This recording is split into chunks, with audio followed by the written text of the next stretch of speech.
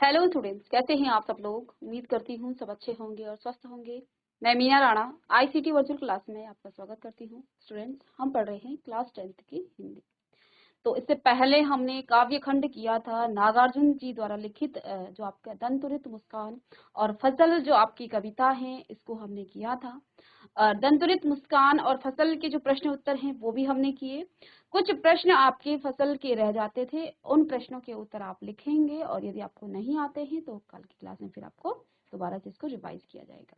तो देखिए, यहाँ पर आज की क्लास में हम लाए हैं गद्य खंड से नेताजी का चश्मा शीर्षक का एक गद्य खंड है, कहानी है, और ये लिखा है स्वयं प्रकाश जी ने। ठीक है ना। तो आइए इनका जीवन परिचय देखते हैं और फिर पढ़ेंगे हम गद्य खंड नेताजी का चश्मा। तो स्वयं प्रकाश का जन्म सन 1947 में इंदौर मध्य प्रदेश में हुआ था। मैकेनिकल इंजीनियर की पढ़ाई करके एक औद्योगिक प्रतिष्ठान में नौकरी करने वाले स्वयं प्रकाश का बचपन और नौकरी का बड़ा हिस्सा राजस्थान में बीता।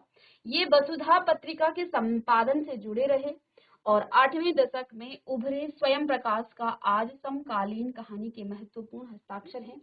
उनके 13 कहानी संग्रह प्रकाशित हो चुके हैं, जिनमें सूरज कब निकलेगा, आएंगे अच्छे दिन भी, आदमी जात का आदमी और संधान उल्लेखनीय है। उनके बीच में विनय और ईंधन उपन्यास चर्चित रहे। पहले पहल सम्मान बनमाली पुरस्कार, राजस्थान साहित्य अकादमी पुरस्कार आदि पुरस्कारों से पुरस्कृत इनको किया गया था। और इनका निधन सन 2019 में इनका, यानी कि हाल ही में इनका जो है निधन हुआ है। अभी लगभग जो है 4-5-6 साल ही इनके निधन को हुए हैं। मध्यवर्गीय जीवन के कुशल चितेरे स्वयं प्रकाश की कहानियों में वर्ग शोषण के विरुद्ध चेतना है, तो हमारे सामाजिक जीवन में जाति, संप्रदाय और लिंग के आधार पर हो रहे भेदभाव के खिलाफ प्रतिकार का स्वर भी है। रोचक किस्सा गोई शैली में लिखी गई उनकी कहानियां जो है हिंदी का जो है एक वाचिक परंपरा को समृद्ध करती है। अब देखिए, यहाँ पर चारों ओर सीमाओं से घिरे भूभाग का नाम ही सीमा नहीं होता है, उसको जो का नाम देश नहीं होता है। देश बनता है उसमें रहने वाले सभी नागरिकों, नदियों, पहाड़ों, पेड़ पौधों, वनस्पतियों, पशु पक्षियों और इन सबसे प्रेम करने वाले तथा इसकी समृद्धि के लिए प्रयास करने का नाम जो है देशभक्ति है। नेताजी का चश्मा जो कि हम पढ़ने वाले हैं कहानी, कैप्टन चश्मे वाले के माध्यम से देश के करोड़ों नागरिकों के योगदान को रेखांकित करती है, जो इस देश के निर्माण में अपने अपने तरीकों से सहयोग करते हैं। कहानी यह भी कहती है कि बड़े ही नहीं, बच्चे भी इसमें शामिल हैं। ठीक है ना। तो चलिए शुरू करते हैं हमारा गद्य खंड। नेताजी का चश्मा स्वयं प्रकाश जी द्वारा लिखित एक कहानी है। अब ये जो कहानी है, ये नेताजी यहाँ सुभाष चंद्र बोस के लिए कहा गया है। और आपने उनकी पिक्चर देखी होगी, उनके कितने कई स्मारक भी बने रहते हैं, कई कई जगह आपने देखे होंगे। और आप देखते हैं जहां भी इनके स्मारक हैं उन सब में जो है नेताजी के आंखों पे जो है चश्मा लगा रहता है। तो ये कहानी है नेताजी के चश्मे के बारे में। तो देखिए, इस कहानी के कुछ पात्र हैं, आइए पढ़ते हैं क्या कुछ इस कहानी में है। हालदार साहब को हर 15वें दिन कंपनी के काम के सिलसिले में उस कस्बे से गुजरना पड़ता था। कस्बा जो है बहुत बड़ा नहीं था। कस्बा क्या होता है, अब देखिए, इस कहानी के जो पहले पात्र हैं वो हैं हालदार साहब, जो कि एक बिजनेसमैन हैं और वो अपनी कंपनी के सिलसिले में जो है उस कस्बे में जाते हैं जहां पर नेताजी का एक स्मारक बना रहता है, चौराहे पर। अब वो जो है उसी रास्ते से जाते रहते हैं और लगभग 15 दिन के बीच जो है इनका काम यहाँ पर पड़ जाता है। कस्बा बहुत बड़ा नहीं था। कस्बा आप जानते हैं जो गांव से थोड़ा सा विकसित होता है और शहर से कम विकसित होता है, उसको कस्बा कहा जाता है। तो कस्बा बहुत बड़ा नहीं था जिसे पक्का मकान कहा जा सके, वैसे कुछ ही मकान, और जिसे बाजार कहा जा सके वैसा ही एक बाजार था। तो जो ये कस्बा था, इसमें कुछ ही क्या है, पक्के मकान हैं और बाजार भी इसमें एक ही बाजार है, बाकी छोटे मोटे वहां पर दुकानें हैं। अब कस्बे में एक लड़के का स्कूल, एक लड़कियों का स्कूल है, बॉयज जो आप कहते हैं, जहाँ पर सिर्फ लड़के पढ़ते हैं और लड़कियां जहाँ पर गर्ल्स कॉलेज होता है। तो इस कस्बे में एक लड़कियों का और एक लड़कों का क्या है, स्कूल है। कस्बे की बारे में बात हो रही है इस पैराग्राफ में कि जिस कस्बे में ये स्मारक बना हुआ है नेताजी का, जिसमें कि चश्मा नहीं बना है, वो कस्बा कहाँ पर है और किस प्रकार का वो कस्बा है। एक सीमेंट का छोटा सा कारखाना है और 2 ओपन एयर सिनेमा घर और एक ठो का मतलब यहाँ 2 से है, नगर पालिका भी थी। तो नगर पालिका आप जानते हैं, जो हमारे संपूर्ण जो हमारे शहर के लिए या कस्बों के लिए जो भी काम करते हैं वो नगर पालिका में आ जाता है। तो यहाँ पर 1-2 नगर पालिका भी थी और नगर पालिका थी तो कुछ ना कुछ करती भी रहती थी, यानी कि अगर नगर पालिका उस कस्बे में है तो कुछ ना कुछ उस कस्बे के लिए करेगी भी। ठीक है, कभी कोई सड़क पक्की करवा दी, कभी कुछ पेशाब घर बनवा दिए, कभी कबूतरों की छतरी बनवा दी, तो कभी कवि सम्मेलन करवा दिया। तो यहाँ पर नगर पालिका का क्या क्या काम होता था इस कस्बे में, कभी तो वो वॉशरूम वगैरह बना देते थे, ठीक है, कभी कबूतरों के लिए जो है छतरी बना देते थे, और कभी यहाँ पर कवि सम्मेलन का काम भी किया करते थे। इसी नगर पालिका के किसी उत्साही बोर्ड या प्रशासनिक अधिकारी ने एक बार शहर के मुख्य बाजार के मुख्य चौराहे पर नेताजी सुभाष चंद्र बोस की क्या कर दी, एक संगमरमर की प्रतिमा लगवा दी। अब इसी नगर पालिका में एक बोर्ड है, एक संगठन है, उन्होंने क्या काम किया, जो वहां का जो मेन शहर है उसके मुख्य बाजार में मुख्य चौराहे पर क्या कर दिया, नेताजी सुभाष चंद्र बोस की संगमरमर की प्रतिमा लगवा दी। अब संगमरमर एक प्रकार का व्हाइट पत्थर है, सभी जानते हैं, ताजमहल तो आपने सभी पढ़ा है, तो ये जो है एक प्रकार का व्हाइट पत्थर है, इसी से जो है यहाँ पर सुभाष चंद्र बोस जी की भी एक यहाँ पर प्रतिमा, यानी कि उनका यहाँ पर एक क्या बनाया गया, स्मारक बना दिया गया। यह कहानी उसी प्रतिमा के बारे में है, बल्कि उसके भी एक छोटे से हिस्से के बारे में, यानी कि जो प्रतिमा वहां पर बनाई गई उस कस्बे के शहर के चौराहे के बीच में, उस प्रतिमा के बारे में ये कहानी है। और उस प्रतिमा के बारे में भी नहीं, बल्कि उसके एक छोटे से हिस्से, अर्थात क्योंकि उस प्रतिमा पर नेताजी का चश्मा नहीं था, इसी के संदर्भ में यहाँ पर ये कहानी है। पूरी बात तो अब पता नहीं, लेकिन लगता है कि देश के अच्छे मूर्तिकारों की जानकारी नहीं होने और अच्छी मूर्ति की लागत अनुमान और उपलब्ध बजट से कहीं बहुत ज्यादा होने के कारण काफी समय जो है उहापोह और चिट्ठी पत्री में बर्बाद हुआ होगा, और बोर्ड की शासनावधि समाप्त होने की घड़ियों में किसी स्थानीय कलाकार को ही अवसर देने का निर्णय दिया गया होगा। यानी कि इस स्मारक को देखकर ऐसा लग रहा था कि जो नगर पालिका है उनके पास इतना बजट नहीं था कि वो अच्छे चित्रकारों को, अच्छे जो मूर्तिकार हैं उनको बुला करके अच्छी जो है एक वहां पर स्मारक बना दें। इसलिए ऐसा निर्णय लिया गया होगा, लेखक ये बता रहे हैं, ऐसा निर्णय इसलिए लिया गया होगा ताकि जो है कम लागत में ही और कम समय में ही वहां पर एक स्मारक बना दिया जाए। ठीक है, किसी स्थानीय कलाकार को ही अवसर देने का यहाँ पर निर्णय किया गया होगा, कि क्योंकि अगर अच्छे मूर्तिकार की आप वहां पर बुलाते तो फिर क्या हो जाता, बजट उसका बहुत ज्यादा हो जाता, इसलिए वहां का जो स्थानीय जो लोकल एक वहां पर क्या था, मूर्तिकार था, उसी को यहाँ पर अवसर देने का निर्णय लिया गया होगा। आगे कहते हैं, और अंत में कस्बे के इकलौते हाई स्कूल के, देखिए अंत में किसको ये मौका दिया गया, कस्बे के इकलौते हाई स्कूल के इकलौते ड्राइंग मास्टर मान लीजिए मोती जी। अब इसको भी मान लेना है कि कोई नाम उसका ये जो है इमेजिन कर रहे हैं कि मान लीजिए, अब देखो इस चित्र को देखकर, इस स्मारक को देखकर ऐसा लग रहा है कि शायद उस नगर पालिका के पास इतना बजट नहीं था कि वो देश के अच्छे मूर्तिकारों को बुलाए, और उससे जो है, क्योंकि अगर वो अच्छे मूर्तिकारों को बुलाते तो उससे लागत ज्यादा लग जाती, इसलिए उन्होंने ऐसा निर्णय लिया होगा कि जो लोकल वहाँ की जो कोई भी मूर्तिकार है उसको बुला लिया जाए, उसको मौका दिया जाए, जिससे जो बजट है वो भी कम लगे और स्मारक भी बन जाए। तो इसलिए यहाँ पर क्या हुआ, जो वहाँ की जो नगर पालिका थी, जो बोर्ड थी, उन्होंने क्या ऐसा उन्होंने निर्णय लिया होगा कि जो वहाँ का कोई लोकल है उसी को यहाँ पर मौका दिया जाए। इसलिए क्या किया गया, इकलौते हाई स्कूल यानी कि उस कस्बे में हाई स्कूल इकलौते नहीं किया था, एक ही आदमी था जो कि ड्राइंग मास्टर था, ठीक है। और मान लीजिए कि उसका नाम क्या है, मोतीलाल जी को ही यह काम सौंप दिया गया होगा, जो महीने भर में मूर्ति बनाकर पटक देने का विश्वास दिला रहे थे।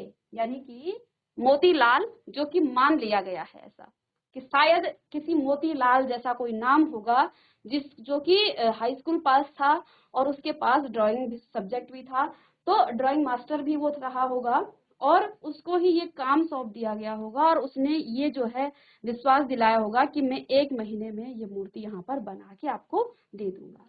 जैसा कि कहा जा चुका है कि मूर्ति संगमरमर की थी। किसकी थी मूर्ति? संगमरमर की थी, जो कि एक व्हाइट पत्थर है। टोपी की नोक से कोट के दूसरे बटन तक कोई 2 फुट ऊंची, जिसे कहते हैं बस्ट, ठीक है, इतनी बड़ी वो क्या थी, मूर्ति थी। टोपी की नोक से और लगभग जो है यहाँ से देखिए 2 फुट, यहाँ से नीचे, यहाँ से यहाँ तक 2 फुट की वो मूर्ति थी। इतनी बड़ी वो जो है वहां पर स्मारक बनाया गया और सुंदर भी थी। नेताजी सुंदर लग रहे थे।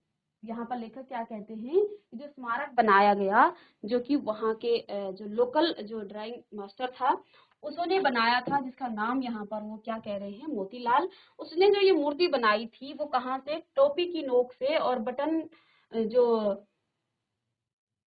कोट के दूसरे बटन तक जो है कोई 2 फुट ऊंची, यानी कि जो स्मारक बनाया गया वो 2 फुट का था और लगभग इतना सा ही होता है ना, जो स्मारक होता है, तो वो भी यहाँ पर ऐसे ही बनाया गया था। नेताजी जो है सुंदर लग रहे थे और कुछ कुछ मासूम और कमसिन, कमसिन यानी कि सुंदर लग रहे थे, अच्छे लग रहे थे, फौजी वर्दी में, और मूर्ति को देखते ही दिल्ली चलो और तुम मुझे खून दो वगैरह याद आने लगते थे। यानी कि जैसे नेताजी थे वैसा ही यहाँ पर इनका स्मारक भी बनाया गया था, है ना। तो अब देखिए आगे, इस दृष्टि से यह सफल और सराहनीय प्रयास था।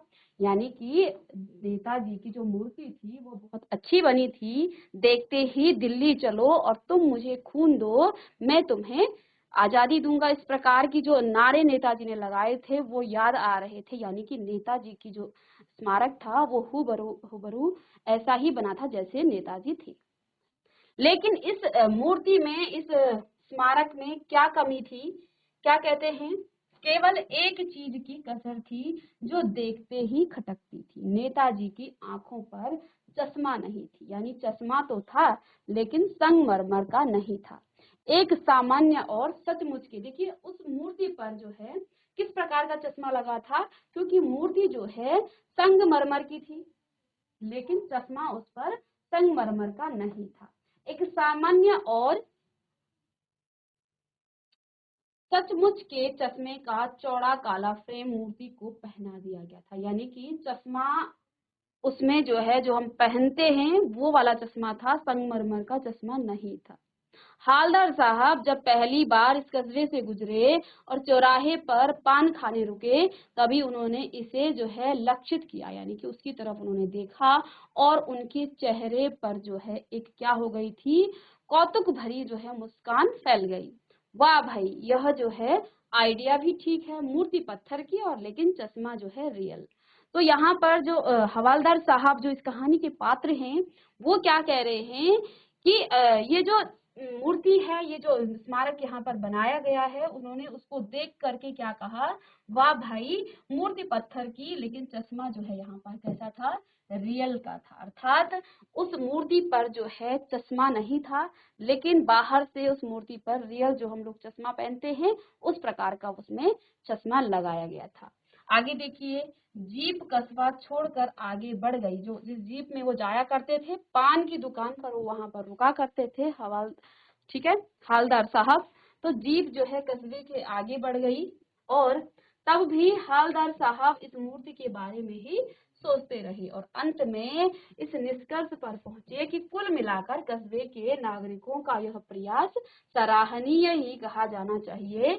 महत्व मूर्ति के रंग रूप या कद का नहीं, उस भावना का है, वरना तो देशभक्ति भी आजकल मजाक की चीज होती जा रही है। तो इस बारे में जो है जो आपके हालदार साहब थे, वो जो उस कस्बे से हर 15 दिन में जाया करते थे, वो जो है जीप से वहां पर जो पान की दुकान थी एक, वहां पर रुककर वो पान खाया करते थे चौराहे पर ही।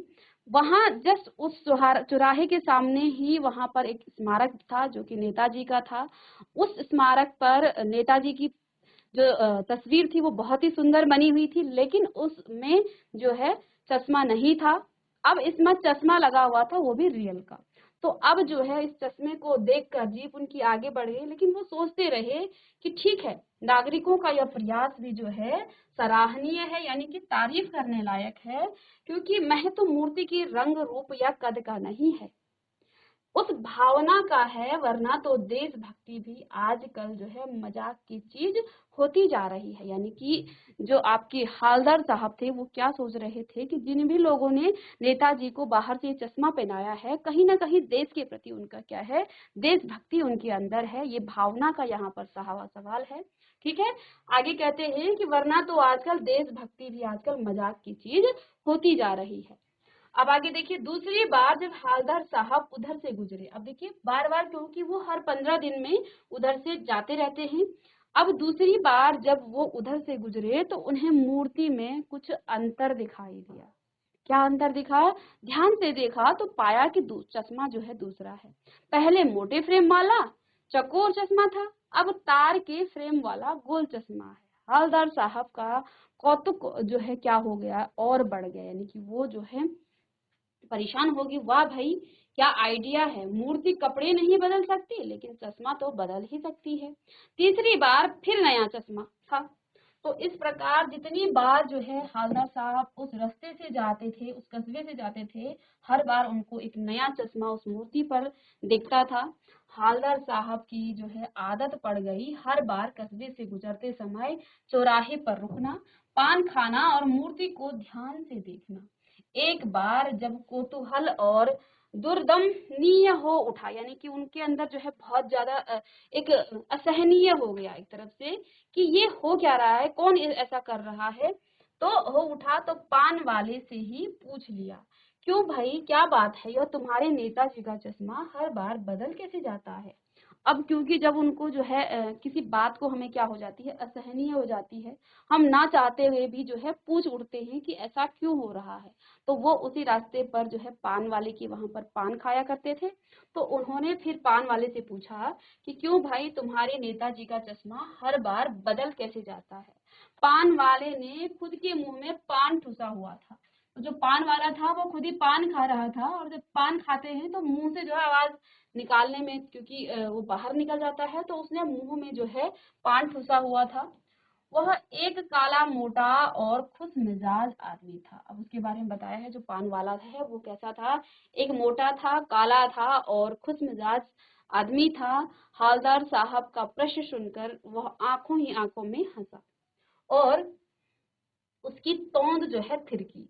तो जब यानी कि वो हंसने लग गया, और क्योंकि वो मोटा था तो उसकी तोंद निकली हुई थी, और जब हम हंसते तो हमारे हंसने के साथ साथ हमारा पेट भी हिलने लग जाता है, और जो मोटा होता है उसका तो पेट थिरकने लग जाता है। तो यहाँ पर क्या कहा गया है कि आंखों ही आंखों में वो हंसा और उसकी जो तोंद है वो भी थिरकी।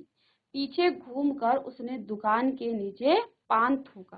तो जब उसने पान थूका और अपनी लाल काली बत्तीसी दिखाकर बोला, बत्तीसी यानी कि दांत दिखाए, ठीक है, पान खाने से जो है, जो बहुत ज्यादा पान खाते हैं तो उसके जो दांत हैं वो लाल पीले हो जाते हैं। तो उसने अपने लाल पीले बत्तीसी दिखाकर बोला, कैप्टन चश्मा वाला करता है। उसने क्या बोला कि कैप्टन चश्मे वाला करता है। तो उसने क्या कहा, क्या करता है, हालदार साहब कुछ समझ नहीं पाए, बस उसने पान थूककर इतनी सी बात कही, कैप्टन चश्मा वाला करता है। जब उन्होंने पूछा कि तुम्हारे नेताजी का जो चश्मा है वो हर बार बदल कैसे जाता है, तो इस पर जो पान वाला था उसने क्या कहा, उसने नीचे झुक करके थूका और फिर अपनी काली लाल जो है बत्ती सी दिखाई, अपने दांत दिखाए और फिर क्या बोला, कैप्टन चश्मे वाला करता है। क्या करता है, हालदार साहब कुछ समझ नहीं पाए। तो अब जो है हालदार साहब ने पूछा कि क्या करता है, क्योंकि उन्हें कुछ समझ में नहीं आया। चश्मा चेंज कर देता है, पान वाले ने समझाया। फिर पान वाले ने क्या कहा कि जो आप प्रश्न पूछ रहे हैं कि ये जो नेताजी का चश्मा है वो हर बार कैसे चेंज हो जाता है, हर बार कैसे बदल जाता है, तो इस पर जो है पान वाले ने क्या कहा कि चश्मा चेंज कर देता है, चश्मे को बदल देता है।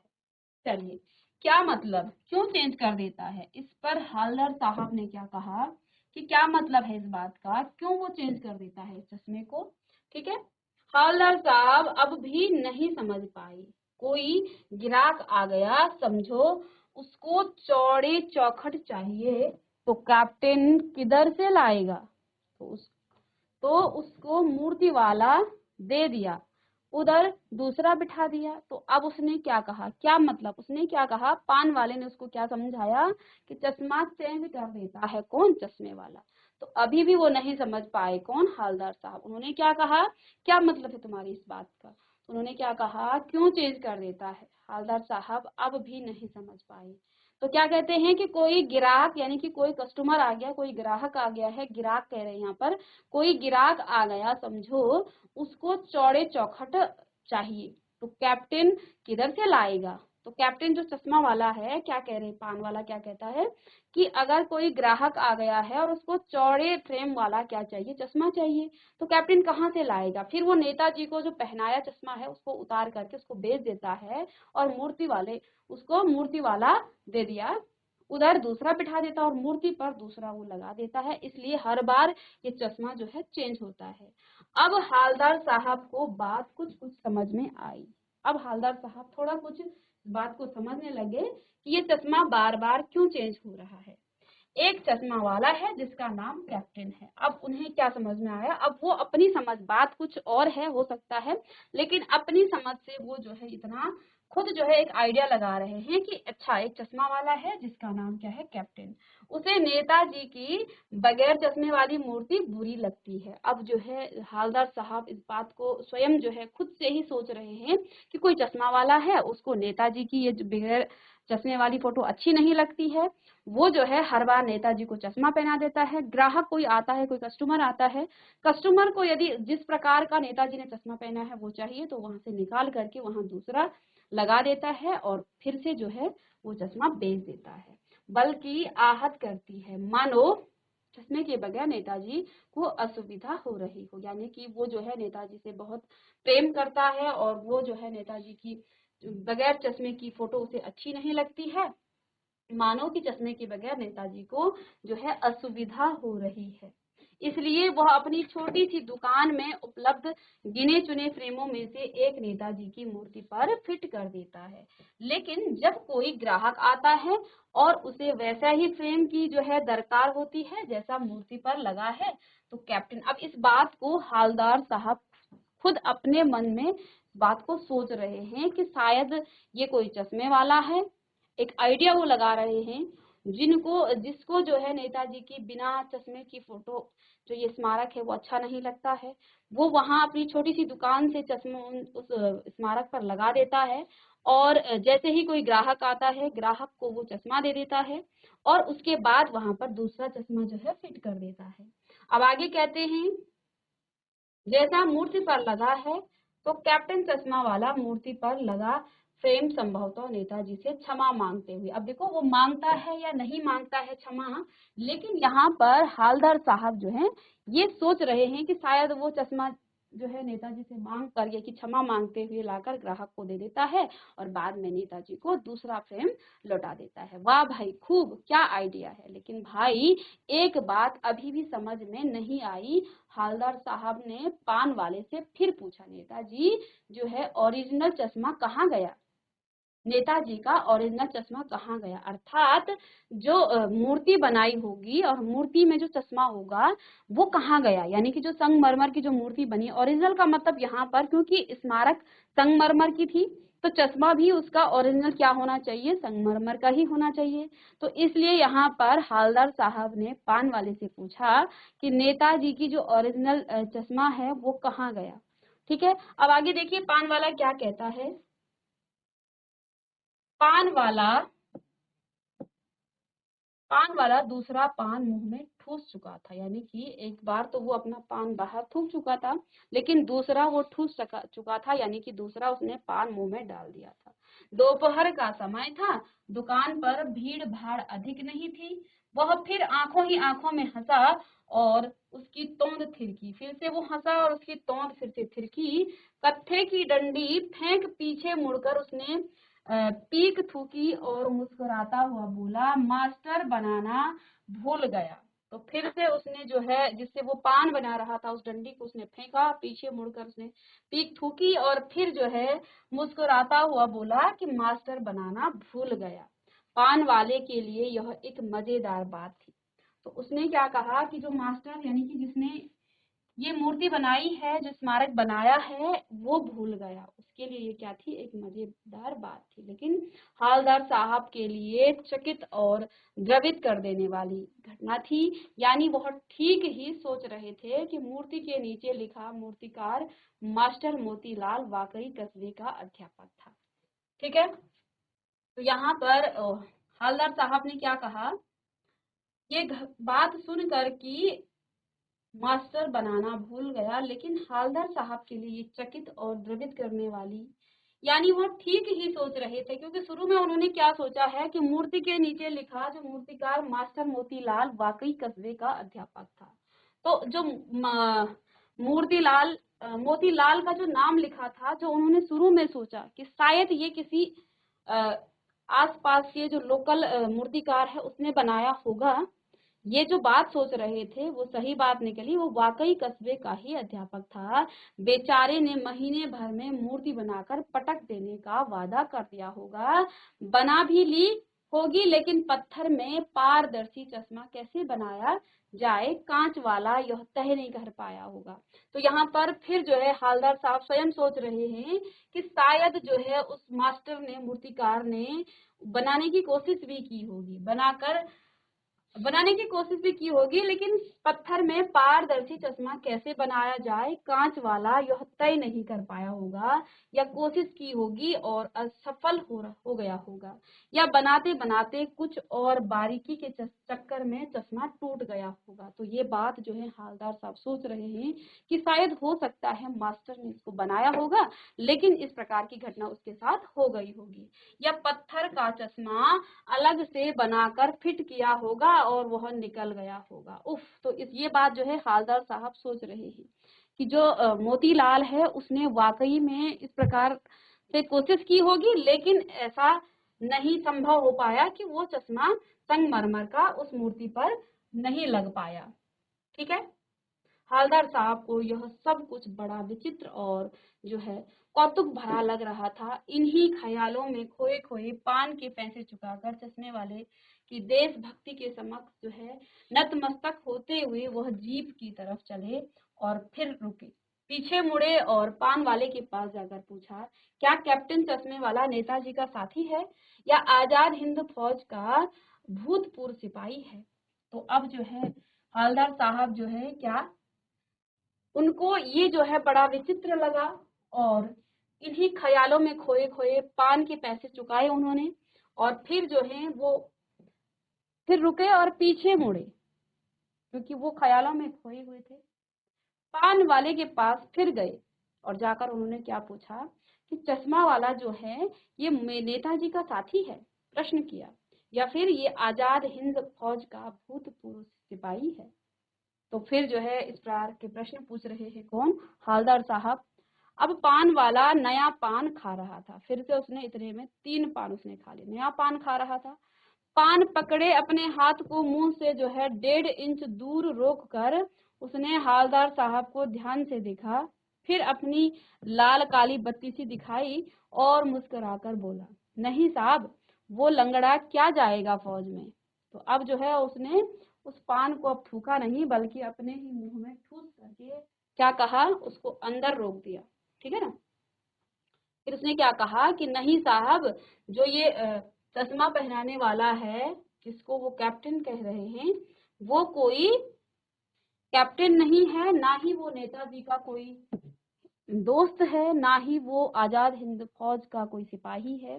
क्या कहते हैं कि वो लंगड़ा क्या जाएगा फौज में, यानी कि वो एक लंगड़ा आदमी है, पागल है पागल, वो देखो वो आ रहा है। अब इतने में कैप्टन भी आ जाता है। तो उसने क्या कहा पान वाले ने कि पागल है वो पागल, वो देखो आ रहा है, आप उसी से बात कर लो।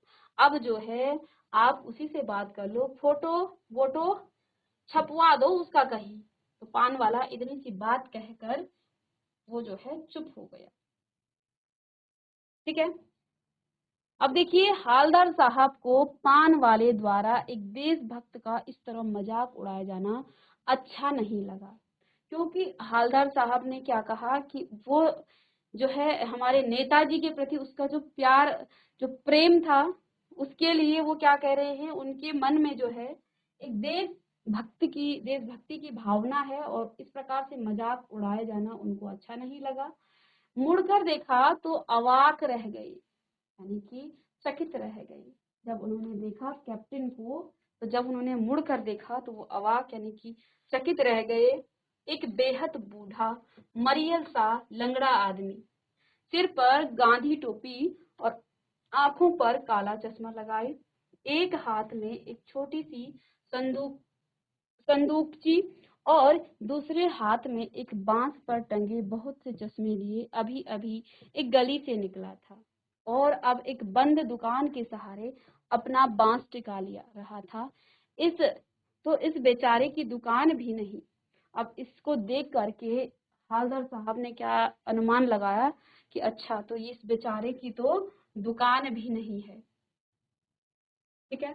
फेरी लगाता है, हालदार साहब चक्कर में पड़ गए कि जिसको वो एक देशभक्त कह रहे हैं वो क्या है, ये बड़ा ही जो है क्या है, लाचार आदमी है, जो कि जिसके पास अपनी दुकान तक नहीं है, लेकिन फिर भी वो नेताजी के उस स्मारक को जो है क्या करता है, चश्मा लगाता है हर दिन। वो चश्मा बिकने के बाद वो दूसरा चश्मा वहां लगा देता है। तो क्या कहते हैं कि फेरी लगाता है, हालदार साहब चक्कर में पड़ गए, पूछना चाहते थे इसे कैप्टन क्यों कहते हैं, क्या यही इसका वास्तविक नाम है, लेकिन पान वाले ने साफ बता दिया था कि अब वह इस बारे में और बात करने को तैयार नहीं। ड्राइवर भी बेचैन हो रहा था और काम भी। अब जो है वो पूछना चाहते थे कि इस बेचारे को वो कैप्टन क्यों कह रहे हैं। अब जो है लेकिन वो पूछ नहीं पाए, और पान वाला भी जो है साफ मना कर चुका था कि वो जो है स्वयं उसी से पूछ ले। अब उनका जो ड्राइवर था वो भी जो है बेचैन हो रहा था। हालदार साहब जीप में बैठकर चले गए। तो इस पर जो है हालदार साहब जो है जीप में बैठकर चले गए। तो ये चित्र है किसका, उस कैप्टन का, जो कि सुभाष चंद्र बोस जी के स्मारक पर जो है हर दिन चश्मा लगाता था, और वो चश्मा बिकने के बाद फिर से जो है वो दूसरा चश्मा लगा देता था। ठीक है। तो इस चित्र को सभी देखिए। ठीक है। तो इस कहानी को आगे कल की क्लास में इसको कंटिन्यू करेंगे। ठीक है। तो जब वे उस कैप्टन को देखते हैं तो वो जो है बड़े आश्चर्य में देखते हैं कि ये जो है, जो नेताजी के प्रति जिसका इतना जो है प्यार है, ये कोई और नहीं, एक लंगड़ा व्यक्ति है, जिसकी अपनी स्वयं की दुकान नहीं है। फेरी लगा करके वो अपने चश्मे को बेचता है, और फिर भी वो जो है नेताजी को हर दिन नए नए चश्मे पहनाता है। ठीक है। तो आगे हम इस स्टोरी को, इस कहानी को नेक्स्ट क्लास में पढ़ते हैं। मिलते हैं नेक्स्ट लेक्चर में, तब तक के लिए thank you and have a nice day.